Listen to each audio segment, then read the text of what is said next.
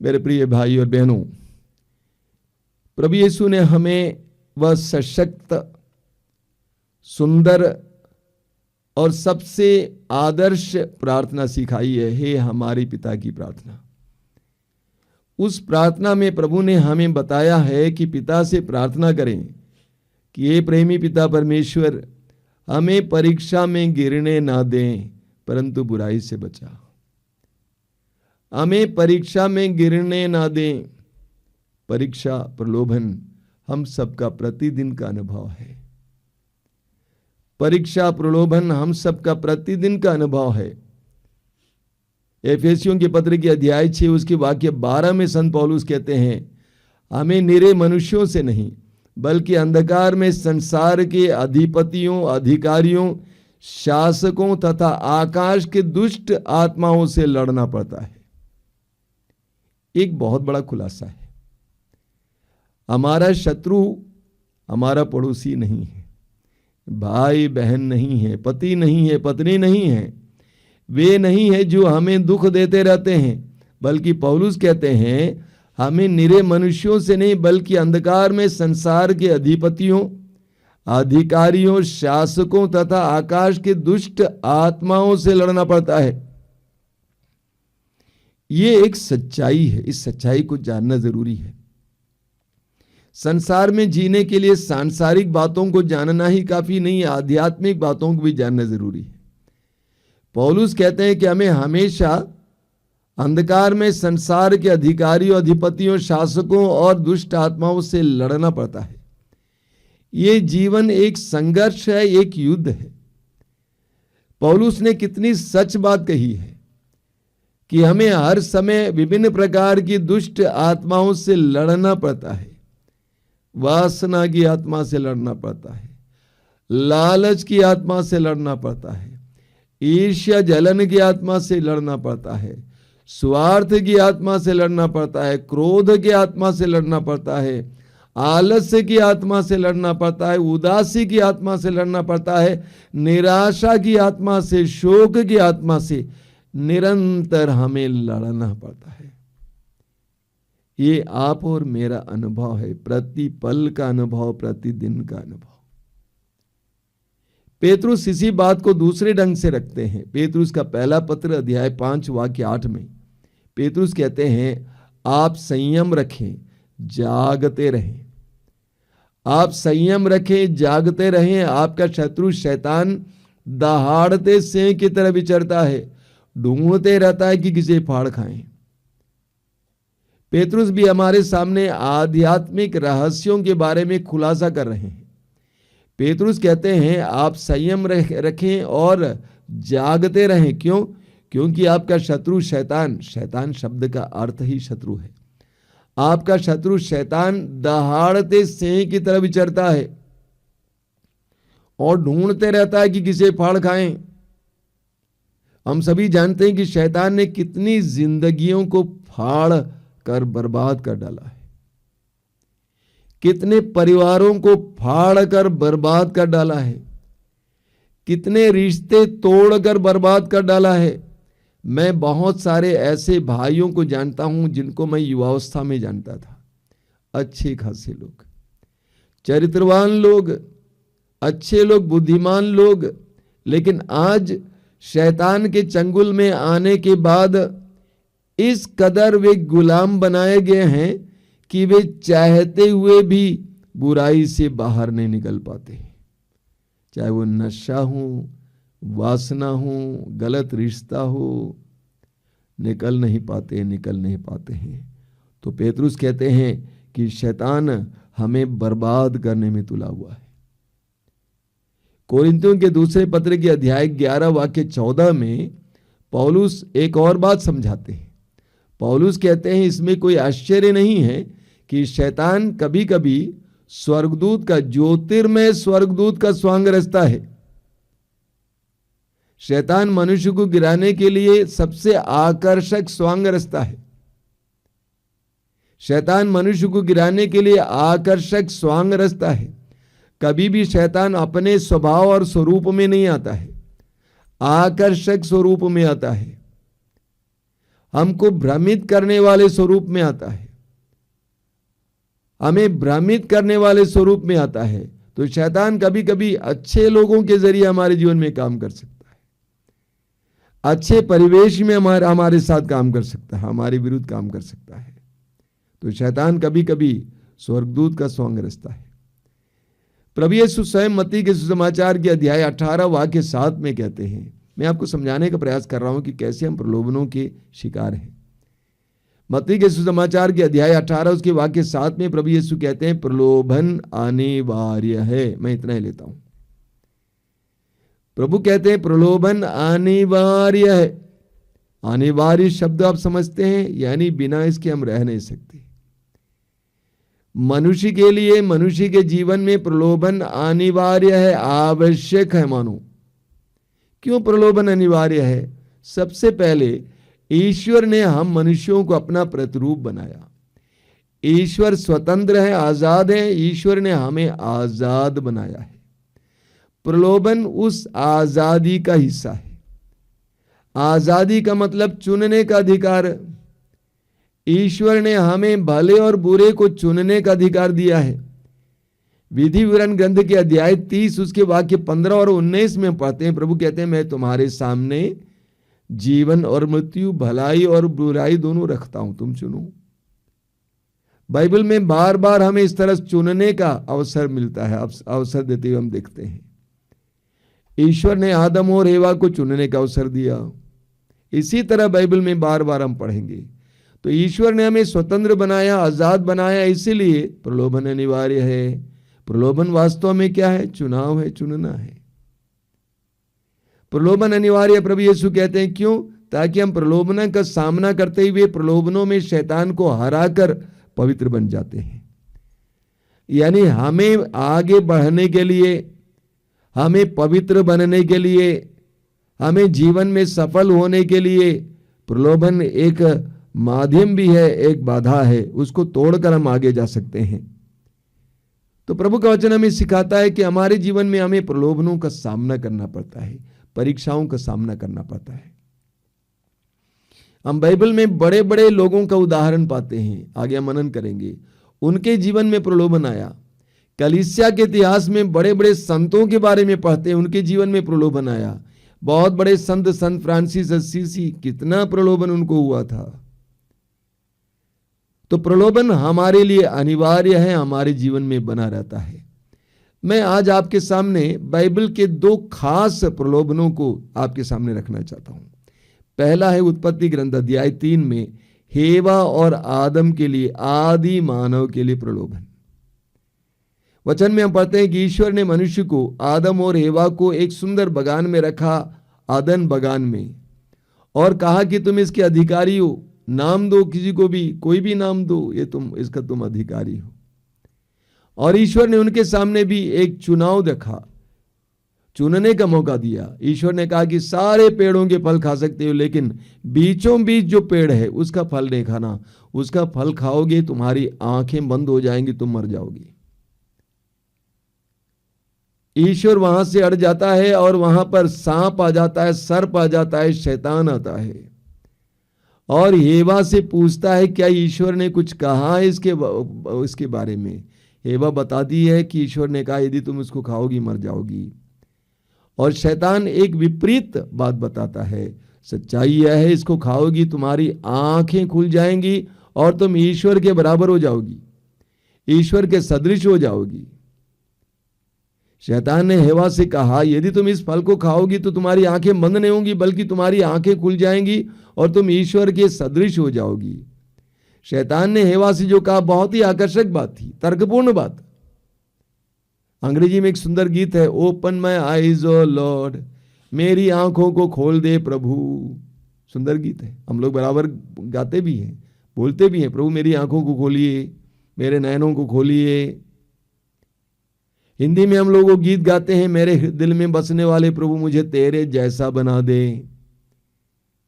तो शैतान ने जो कहा हेवा को, बिल्कुल तर्कपूर्ण बात थी, हेवा को बहुत अच्छी लगी, क्योंकि शैतान ने कोई गलत बात नहीं कहा।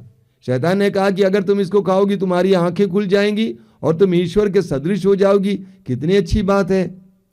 मैं एक बात आपके सामने रखना चाहता हूं। प्रलोभन अक्सर तर्कपूर्ण होता है, लॉजिकल होता है। शैतान हमारे सामने कोई उटपटांग बात नहीं लाता है, तर्कपूर्ण बात लाता है। आंखें खुलना अच्छी बात है, ईश्वर के सदृश होना अच्छी बात है, हमें ईश्वर के सदृश होना चाहिए, बनना चाहिए, उनकी तरह बनना चाहिए, अच्छी बात है। तो प्रलोभन अक्सर इस तरह तर्कपूर्ण रहता है। यही कारण है कि आधुनिक इंसान आसानी से गिर जाता है। आधुनिक इंसान को तर्क चाहिए। एक छोटा उदाहरण लीजिए, एक छोटा सा बच्चा है, उसको बताया जाए ऐसा नहीं करना, तो बच्चा क्या जवाब देगा? बच्चा पूछेगा क्यों। हर जगह आधुनिक इंसान क्यों रखता है, क्या कारण है? हमारे बाप दादा ये नहीं सोचते थे, वे तर्कपूर्ण नहीं थे, वे कहते थे अच्छा नहीं है, ये प्रभु की दृष्टि में बुरा है, ऐसा नहीं करना चाहिए, बस क्योंकि लिए दूसरा कोई जवाब नहीं है। तो आधुनिक इंसान तर्क के अनुसार जाता है, इसलिए आसानी से शैतान के पंजे में आ जाता है। वो शैतान के उस तंत्र में आ जाता है, उस फंदे में आ जाता है, क्योंकि तर्क के अनुसार वो आगे बढ़ता है। तो सबसे पहली बात यह है कि शैतान जो भी प्रलोभन लाता है वो तर्कपूर्ण बात को लेकर आता है। मैं यहां पर उदाहरण नहीं देना चाहता हूं, बहुत सारे उदाहरण आप अपने जीवन से देख सकते हैं। आपको लगा कि अच्छा है, ऐसी बात शैतान आपके सामने लाएगा ताकि आप आराम से गिर जाएं। दूसरी बात, शैतान ने हेवा के विश्वास पर प्रहार किया, उसकी बुद्धि पर प्रहार किया, उसके दिमाग पर प्रहार किया, क्योंकि शैतान जानता था ये जो सोचेगी वही करेगी। इसीलिए शैतान ने उसकी बुद्धि पर प्रहार किया, उसके विश्वास पर प्रहार किया। तीसरी बात, शैतान ने उसके मन में संदेह डाला। शैतान यही करता है, संदेह डाला, ईश्वर पर संदेह, ईश्वर के प्रेम पर संदेह। क्या ईश्वर ने हमें प्रेम किया है? वास्तव में प्रेम करता? अगर प्रेम करता तो ये बात क्यों बोलता? ईश्वर के प्रेम पर संदेह, ईश्वर की आज्ञा पर संदेह, आदेश पर, क्या ये आज्ञा सही है गलत है? ईश्वर के वचन पर संदेह, प्रभु ने जो कहा क्या वो वचन भरोसामंद है? तो शैतान ने उसके मन में एक संदेह डाला। याद है आपको मत्ती अध्याय 14 में पेतरुस ने संदेह किया और वो डूबा। तो हेवा और आदम ने संदेह किया ईश्वर पर, ईश्वर की वाणी पर, ईश्वर के आदेश पर। शैतान ही आज भी करता है, हमारे मन में शैतान संदेह डालता है, सही ना, संदेह डालता है ईश्वर पर, ईश्वर की बातों पर, ईश्वर के वचन पर, ईश्वर के आदेश पर संदेह डालता है। तीसरी बात, शैतान ने आदम और हेवा के मन में लालच का बीज डाला। तुम्हारी आंखें खुल जाएंगी, ईश्वर के सदृश हो जाओगे। लालच का बीज बोया और लालच बढ़कर उनके लिए विनाश का कारण बना। आगे शैतान ने उनके मन को भ्रमित कर दिया। आदम और हेवा भ्रमित हो गए, उनके समझ में नहीं आ रहा था क्या सही है क्या गलत है। वास्तव में शैतान आधुनिक इंसान के साथ भी यही करता है, आप और मेरे साथ भी यही करता है, हमें भ्रमित कर देता है। इसीलिए हमें प्रलोभन में समझने की आवश्यकता है, हम तर्क के साथ नहीं जा सकते। शैतान हमें भ्रमित करता है। अब देखिए, हेवा ने शैतान के वश में आने के बाद, फिर प्रलोभन में पड़ने के बाद, फिर उस फल को देखा और वचन में लिखा हुआ है उसको बहुत सुंदर दिखाई देने लगा, स्वादिष्ट दिखाई देने लगा। उसने सोचा इसको खाऊंगा तो कितना स्वादिष्ट होगा, इसको खाऊंगा तो मेरी बुद्धि कितनी खुलेगी, मेरे अंदर कितना ज्ञान आएगा। वही फल जो आज तक, अभी तक उसके लिए डर का कारण था, उसकी ओर देखने तक को वो सोचती नहीं थी, अब प्रलोभन में गिरने के बाद वह सुंदर दिखने लगता है, स्वादिष्ट दिखने लगता है। प्रलोभन में गिरने के बाद मनुष्य अंधा हो जाता है, मनुष्य अंधा हो जाता है। वो समझ नहीं पाता है कि मैं क्या कर रहा हूं। वो सोचता है कोई नहीं देखता है, कोई नहीं जानता है, लेकिन सच्चाई यह है कि सभी जानते हैं, लेकिन वो स्वयं अंधा बन जाता है। और हम जानते हैं कि आदम और हेवा शैतान के वश में पड़ जाते हैं और वे पाप के शिकार बनते हैं।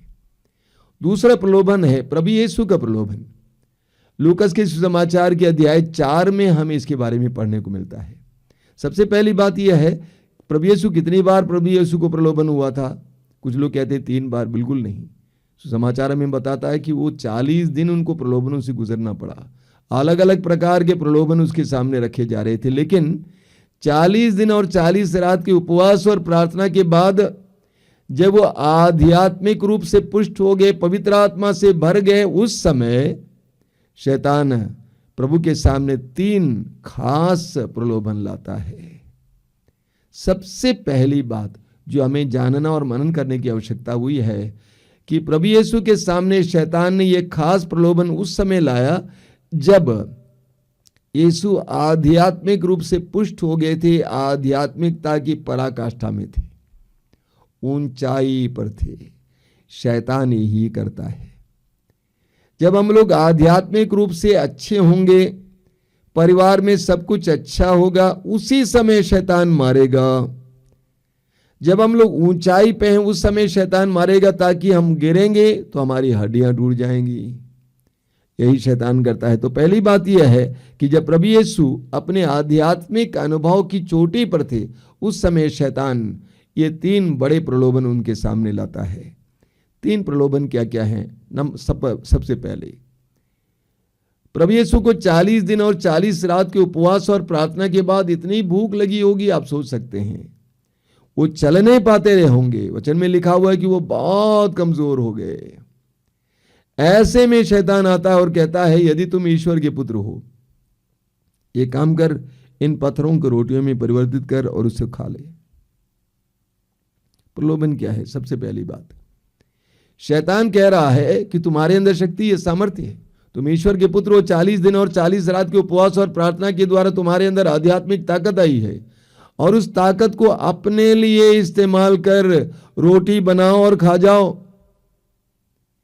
पूरे सुसमाचारों में हम पढ़ते हैं कि प्रभु यीशु ने बहुत सारे चमत्कार और चिन्ह प्रकट किया, लेकिन एक भी चमत्कार या चिन्ह प्रभु ने अपने लिए प्रकट नहीं किया। यानी शैतान की प्रेरणा यह थी, शैतान उकसा रहा था कि ईश्वर के द्वारा दिया गया यह सामर्थ्य, ईश्वर से प्राप्त यह अधिकार, यह शक्ति अपने लिए इस्तेमाल करो। प्रभु ने इनकार किया। आज हमें देखने को मिलता है समाज से प्राप्त ताकत, शक्ति, अधिकार, पद को कैसे दुरुपयोग किया जाता है।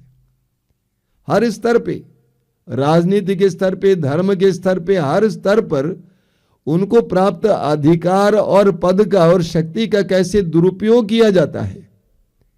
यहां तक कि दूसरों को कष्ट देने के लिए दुरुपयोग किया जाता है। ऐसे में प्रभु यीशु का प्रलोभन हमारे लिए एक सुंदर उदाहरण है। प्रभु ने इनकार किया। दूसरा है कि शैतान ने कहा कि इन पत्थरों को रोटी बना दो और खा जाओ। तो प्रभु यीशु ने क्या कहा? मनुष्य केवल रोटी से नहीं जीता, बल्कि परमेश्वर के मुख से निकलने वाले हर एक वचन से।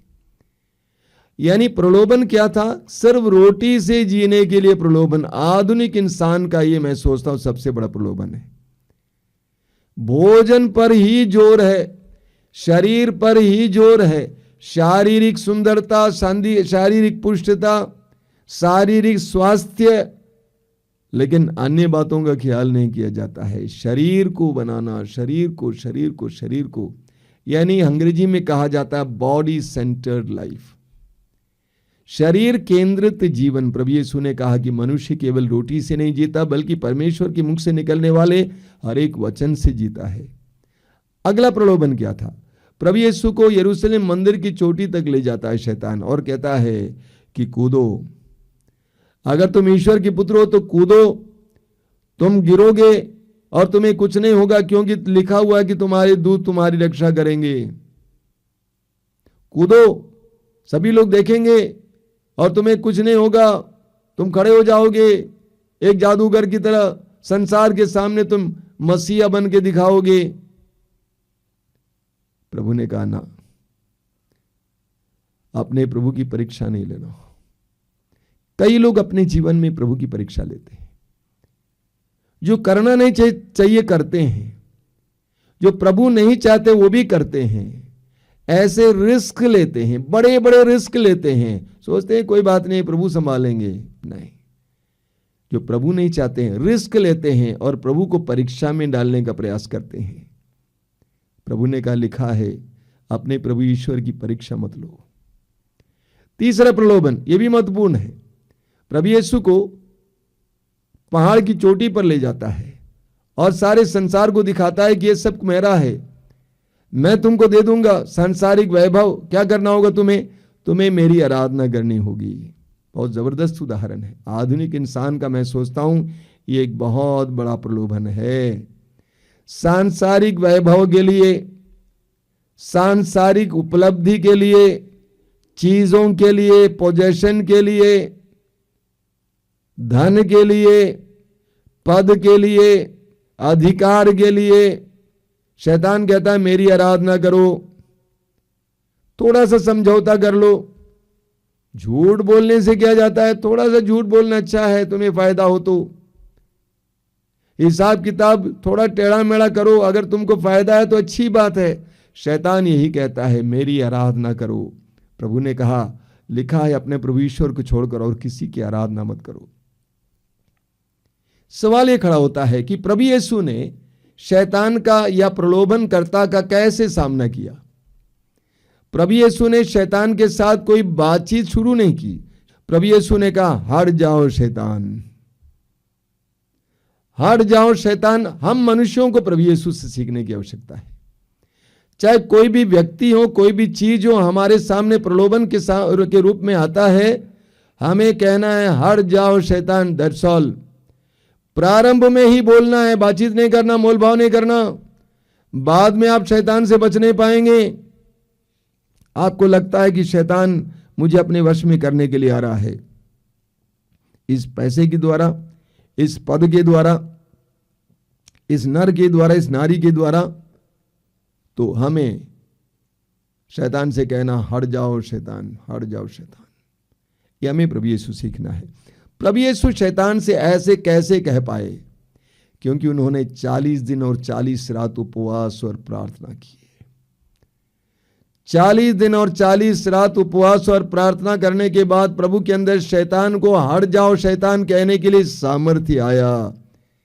मार्कुस के सुसमाचार के अध्याय 9 में हम पढ़ते हैं कि प्रभु यीशु के शिष्यों के पास एक व्यक्ति ने अपने पुत्र को ले आया और उसका पुत्र अबदूतग्रस्त था और आग में, जल में गिर जाता था। शिष्यों ने उसको, अबदूत को हटाने के लिए प्रयास किया लेकिन हटा नहीं पाया। अंत में वो यीशु के पास लेके आता है और यीशु ने अबदूत को हटाया। उसके बाद शिष्यों के साथ प्रभु यीशु घर पे थे। शिष्यों ने प्रभु से पूछा कि प्रभु हम क्यों नहीं हटा पाए। मार्कुस अध्याय 9 वाक्य 29 में आप पढ़ेंगे। प्रभु ने कहा, ये जाति सिवाय उपवास और प्रार्थना के नहीं हटाई जा सकती है। बिना उपवास और प्रार्थना के ये जाति नहीं हटाई जा सकती है। प्रभु यीशु ने शैतान को हटाया, मना किया, हटाया, क्योंकि उनके अंदर उपवास और प्रार्थना के द्वारा शक्ति थी। उपवास और प्रार्थना के द्वारा शक्ति थी। इसीलिए प्रभु यीशु कहते हैं कि प्रार्थना करो, प्रार्थना करो। देखिए, एक बात को जानना जरूरी है, इस संसार में कोई भी जगह ऐसी नहीं है जहां पर शैतान का प्रभाव नहीं होता है। इस संसार में कोई भी व्यक्ति ऐसा नहीं है जो शैतान के प्रभाव में नहीं आ सकता है। वचन में आप पढ़ेंगे, बड़े बड़े लोग शैतान के वश में आ गए। इस्राएल का राजा साउल, जिसको प्रभु ने नियुक्त किया था, सामुएल के द्वारा अभिषिक्त किया था, उसने प्रभु की आज्ञा का उल्लंघन किया। प्रभु के हृदय के अनुसार चुना गया अभिषिक्त राजा दाऊद, जो 40 साल तक इस्राएल पर शासन किया, वह गिर गया। एक नारी को नहाते हुए देखकर वो गिर गया। सुलेमान, जिसके बारे में बाइबल में कहा गया कि प्रज्ञापूर्ण राजा, संसार के सबसे प्रज्ञापूर्ण राजा, वो भी गिर गया। सैमसन के बारे में हम पढ़ते हैं न्यायकर्ताओं के ग्रंथ के अध्याय 15, 16 इत्यादि में। सैमसन के अंदर पवित्र आत्मा का विशेष सामर्थ्य था, वो भी गिर गया। अगर इतने बड़े बड़े प्रभु के चुने हुए लोग गिर गए तो आप और मेरी क्या दशा होगी। इसीलिए प्रभु ने कहा प्रार्थना करो हमें परीक्षा में न डाल। इसीलिए प्रभु ने कहा मार्कुस अध्याय 14 वाक्य 38 में, जागते रहो और प्रार्थना करते रहो जिससे तुम परीक्षा में न पड़ जाओ, क्योंकि तुम्हारी आत्मा तो तत्पर है लेकिन शरीर दुर्बल है। जागते रहो और प्रार्थना करते रहो। मेरे प्रिय भाई और बहनों, प्रलोभन हर मनुष्य का अनुभव है, लेकिन प्रलोभन में ना गिरने के लिए हमें प्रार्थना करने की जरूरत है। व्यक्तिगत रूप से प्रार्थना करने की जरूरत है। व्यक्तिगत रूप से प्रार्थना करने की जरूरत है, क्योंकि प्रार्थना ही शैतान को हराने का एकमात्र शस्त्र है। व्यक्तिगत रूप से प्रार्थना करने की जरूरत है कि प्रभु मुझे परीक्षा में गिरने ना दे, मुझे परीक्षा में गिरने ना दे। हमें पारिवारिक रूप से भी प्रार्थना करने की जरूरत है। पति काफी दूर काम के लिए गया हुआ है, पत्नी की जिम्मेदारी है बच्चों के साथ, उनके लिए प्रार्थना करना, प्रभु जमाना खराब है, माहौल खराब है, मेरे पति को, हमारे पिता को हर तरह की बुराई से बचाए रखना, प्रलोभन में गिरने नहीं देना। बेटा या बेटी दूर पढ़ने के लिए गए हैं, माहौल बहुत खराब है, कई बार मैं आपको बोल चुका हूं, बहुत खराब है, हर प्रकार की बुराई का तूफान चल रहा है। ऐसे में खड़ा रहना, सुरक्षित रहना बहुत कठिन है। ऐसे में माँ बाप की जिम्मेदारी बनती है कि वे अपने बेटे के लिए, बेटी के लिए निरंतर प्रार्थना करें कि प्रभु मेरे बेटे को, मेरी बेटी को प्रलोभन में गिरने नहीं देना। हमें प्रार्थना करने की जरूरत है। इसीलिए प्रभु यीशु कहते हैं प्रार्थना करो, हे पिता हमें परीक्षा में गिरने ना दे, हमें परीक्षा में गिरने ना दे। हमें एक दूसरे के लिए प्रार्थना करने की जरूरत है। हमें, अगर आप मसीही हैं, विश्वासी हैं, पुरोहितों और धर्म बहनों के लिए प्रार्थना करने की जरूरत है। अगर पुरोहित या धर्म बहन है, आपको पारिवारिक लोगों के लिए प्रार्थना करने की जरूरत है। सब के सामने यही समस्या है, प्रलोभन, परीक्षा। हमें निरंतर प्रार्थना करनी है, हे पिता हमें परीक्षा में ना गिरने दें, बल्कि बुराई से बचा। आमीन। आइए हम प्रार्थना करें।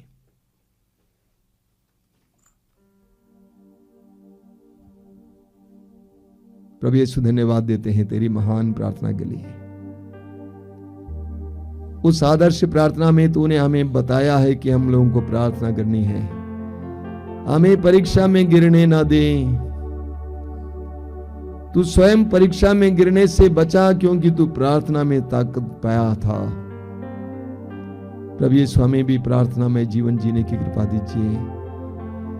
प्रार्थना में जीवन जीने के बावजूद भी हमें परीक्षाओं का सामना करना पड़ता है, उन क्षणों में हमें बचा के रखना यीशु। तेरे दूतों को भेजकर हमारी हर परिस्थिति में हमें बचा के रखना यीशु, बचा के रखना यीशु, बचा के रखना।